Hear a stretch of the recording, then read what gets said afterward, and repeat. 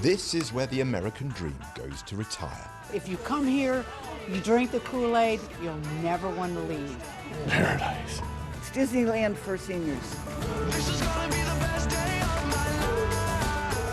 The Villages in Central Florida is home to 130,000 retirees. It's a network of small communities built around shared recreation facilities.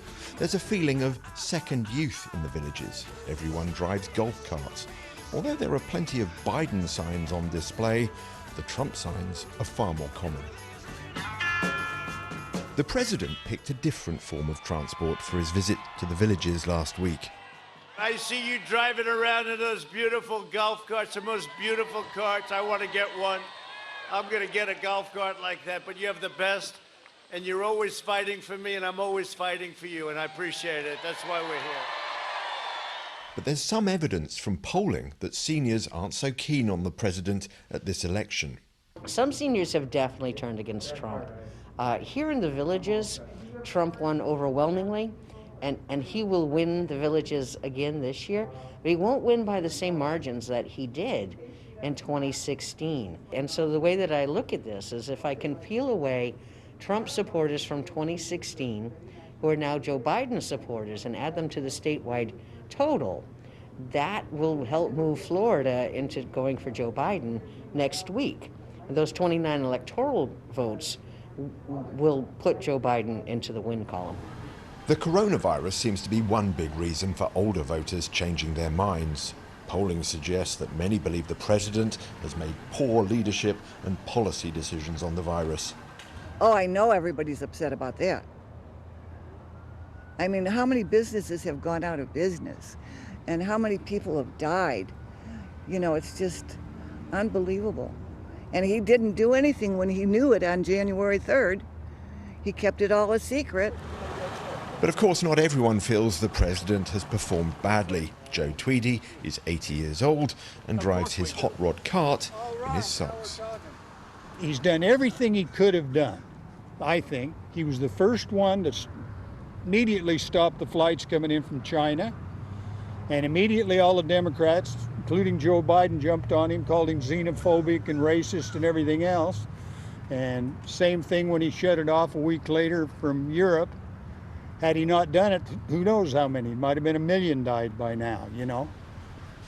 As you wander around the Villages, something doesn't quite ring true. The buildings claim an impressive heritage, and there are, helpfully, historical markers dotted around the place. This was apparently the telegraph office, where someone by the name of Charles Flying Fingers Borrowman was famous for the speed of his Morse code messaging. Except it's all nonsense. This place was built out of nothing in the 1980s and 90s. The Villages is selling seniors a view of the past, of America that's reassuring, that's comforting, but it's entirely fabricated. Similarly, the Democratic Party in this election is telling older voters that only they can bring the old America back, an America of decency, of unity. But is that America any more real than this one?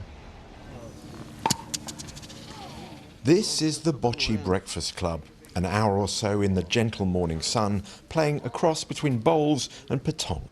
They are mainly Trump supporters here and sceptical of Joe Biden's promise to bring the country together. I'd like to see unity, but I don't think he's the guy to pull it off. He hasn't done anything in 50 years. I don't think he's still going to do anything. There's not much of a choice as far as I'm concerned. You're either going to have socialism and you know, Biden can barely wipe his ass. You know, I mean, he's never going to make it. They're going to put that other camel in there for president probably. He won't make it past 3 weeks.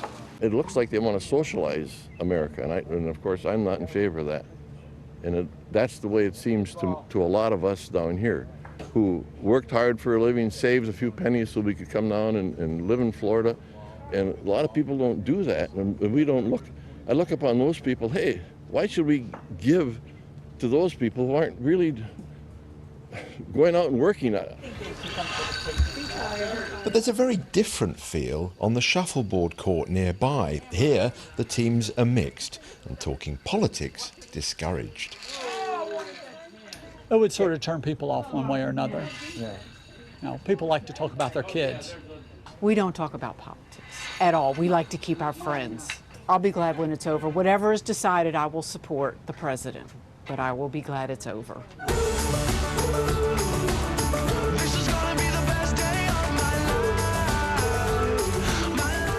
This might well be the last generation of Americans who can afford to retire in this kind of style. Many baby boomers benefited from jobs for life with generous company pensions. The stock market and house prices moved in their favour. The generations coming behind are far less secure. And with a winning margin in Florida last time of just 1%, so is Donald Trump.